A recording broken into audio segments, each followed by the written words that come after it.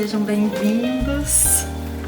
Que alegria receber o Clube Entre Livros aqui em casa. E uma casa que também se faz entre livros. Você vai ver que aqui tem livro por toda parte, em todos os cômodos. E são espalhados, circulam por todos da casa. Então eu costumo dizer que para além de janelas e portas, a gente olha para fora pelos livros.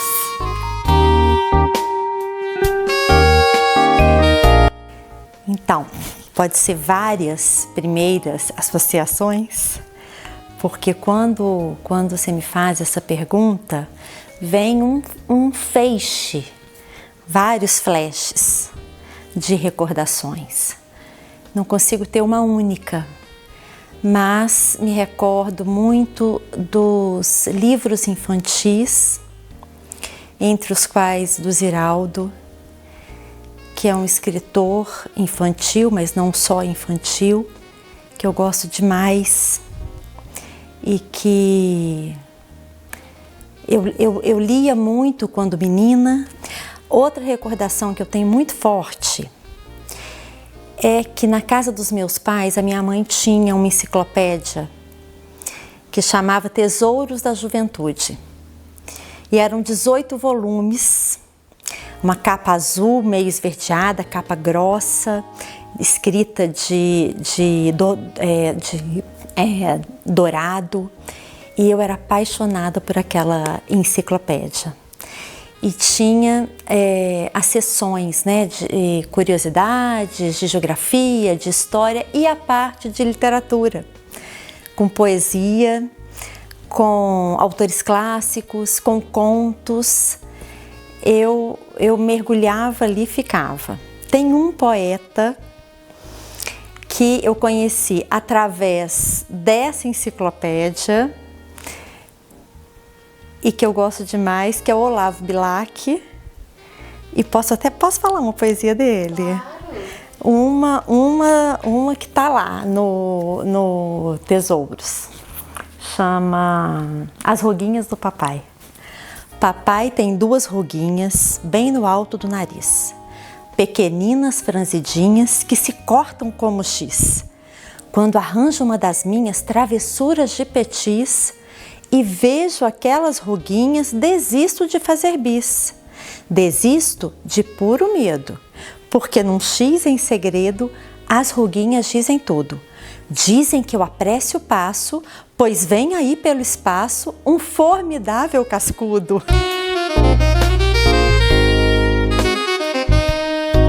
Então, na verdade eu escrevo desde menina. Desde muito menina. E eu estava mexendo nas minhas coisas esses dias, achei um caderninho, tá até ali, de poesia, Poesias Marcelo. 10 anos eu tinha, lotado de poesia, muitas. E a escrita é algo que me acompanha e que me acompanhou no curso da vida. Na adolescência, na juventude, na vida adulta, tanto essa escrita mais artística, mais poética e literária, quanto a escrita depois, uma escrita mais, vamos dizer, científica. Porque eu acabei fazendo direito e fui para a área das ciências jurídicas. Mas essa parte da escrita artística, ela ficou na minha vida de forma mais intimista. Então eu escrevi as minhas gavetas, os meus armários, é tudo cheio de escritos. E aí no ano passado, isso foi realmente no ano passado, parece que como um rio que transborda, aconteceu um transbordamento. E eu comecei a compartilhar alguns dos meus escritos. Um fato que eu imagino quando você me pergunta, né, alguma coisa que possa ter desencadeado essa escritora, eu lembro da seguinte situação. Eu tenho uma tia, a Ana Paula, que é professora de uma escola rural municipal daqui de Juiz de Fora, no bairro Igrejinha. E no ano passado, ela me passou umas fotos dos meninos. Ela dá aula de português pro primário. Mas aí ela me passou algumas fotos dos meninos fazendo um trabalho de uma horta e uma foto do quadro O Lavrador de Café, do Portinari. E eu não me lembro se ela me perguntou se eu tinha alguma ideia de texto que eles pudessem trabalhar ou se ela me pediu para eu escrever alguma coisa. Eu sei que na hora que eu acordei de manhã cedo e vi as mensagens dela cedo, eu sentei naquela mesa ali, na cadeira da ponta, peguei um papel e escrevi uma poesia que chama O Lavrador de Café. E aí mandei para ela e ela me incentivou muito. Você tem que publicar, por que isso fica preso, não sei o quê. E aí encaminhei para uma editora de São Paulo e essa poesia foi selecionada para uma antologia. Encaminhei 2 poesias, as 2 foram. E isso foi no ano passado. Depois encaminhei para uma outra editora, uma outra poesia, para uma outra. Foi desse livro, O Lavrador de Café e Evoé. E aí encaminhei para esse livro de uma editora daqui de Juiz de Fora, Minas Gerais em Contos e Poemas. Um poema que na verdade é dividido em 5 partes, então são 5 poemas que compõem um todo. Depois escrevi para essa antologia Coisas que eu Nunca Disse, saiu também no ano passado, final do ano, não, janeiro. Essa que foi no final do ano. E essa aqui também foi encaminhada em dezembro, é um conto que foi lançado em março desse ano. Então foi um transbordamento. Eu comecei a encaminhar, foram sendo selecionadas e foi muito legal. Então, eu não consigo identificar um autor que tenha me inspirado nesse início de escrita. Até porque eu comecei a escrever realmente muito menina. Mas eu tenho algumas influências que eu identifico, assim. Além desses poetas que eu citei, né? Das poetas mulheres, a Cora Coralina, a Cecília Meirelles. Tem outras autoras, a Clarice Lispector, que eu gosto demais e leio muito. E o Drummond. O Carlos Drummond de Andrade realmente é um amante, vamos dizer assim. Na verdade, eu tenho 2 amantes. Ele e o Fernando Pessoa. Mas... Então, assim, são influências, mas eu não identifico como sendo, esse autor me inspirou a começar a escrever. Não, porque foi um processo, assim, vamos dizer, eu escrevo, mas esse compartilhar com o mundo foi lento, foi demorado. Eu reputo isso talvez até por uma autocrítica muito elevada da minha parte, e como quando a gente lê coisas muito boas, né, a gente questiona se o que a gente está escrevendo vale a pena ser compartilhado. Porque nem tudo que a gente escreve a gente precisa de publicar. O livro do Desassossego, do Fernando Pessoa, sem dúvida nenhuma. O Sentimento do Mundo, do Carlos Drummond de Andrade. E eu vou falar de um livro petititinho, mas que é um primor. Os Estatutos do Homem, do Tiago de Mello. E ele tem a tradução do Pablo Neruda. É um livro conciso, é um livro poético e é realmente, assim, ele é dividido em artigos e que trazem o que todos nós precisaríamos para convivermos melhor. A cereja que aponta para o topo do céu infinito. É essa cereja que abre 1000 possibilidades de um sabor, vários sabores. Porque eu vejo que a literatura, ela é encontro, tanto na escrita quanto na leitura.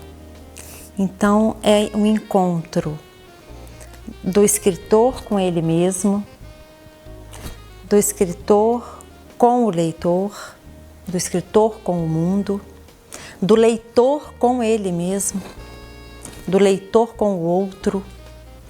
E isso para mim é o topo do céu infinito, porque aonde que desaguam esses encontros, né? E nós estamos aqui para quê, se não para os encontros, em que pese tantos desencontros pela vida, como diz Vinícius. Enfim, a cereja que aponta para o topo do céu infinito. Vários livros mudam a minha forma de pensar muitas vezes. Não todos, mas vários livros mudam. Porque no meu processo de leitura, eu realmente, parece que eu vivencio os personagens de forma empática. Então, isso gera um processo de reflexão, de amadurecimento, e aí cada livro que eu leio, eu saio de forma diversa. Escrever, para mim, é um pouco assim, é muito fluido. É quase como respirar mesmo. Eu escrevo com muita facilidade. Muitas vezes eu escrevo de manhã cedo, cedinho, acordo. Normalmente eu já deixo na minha mesa de cabeceira caneta e papel, porque eu acordo e escrevo alguma coisa. Mas muitas vezes eu me inspiro nas situações do dia a dia, do cotidiano, das questões políticas e sociais, muitas vezes. Então eu vejo determinada situação e escrevo. E já nesse processo, né, de uma escrita que já vem há algum tempo, e que eu já venho lapidando, vamos dizer assim, depois que eu escrevo, cada coisa que eu vou escrevendo vai passando por cortes e recortes. Escrever mesmo é cortar palavras. Então, esse lapidar eu aprendi com o tempo. E até colocar no mundo um texto, ele passa por algumas lapidações. Sim, entre esses materiais que transbordaram a partir do ano passado, esse livro que foi contemplado pela Lei Murilo Mendes, que chama Versos de Liberdade, um colóquio contemporâneo, ele está em fase de produção editorial. Então, nós estamos trabalhando nesse livro. É um livro no qual eu proponho um diálogo poético entre mim e o meu filho mais velho, entre nós e escritores negros do período, inclusive do período do pós-abolição. São 104 poemas, além dos trechos destes escritores, que incluem a Maria Firmina dos Reis, Luiz Gama, Cruz e Souza, Castro Alves, Machado de Assis, a Carolina de Jesus. Tem uma turma que trazem pontos de interseção com os nossos diálogos atuais.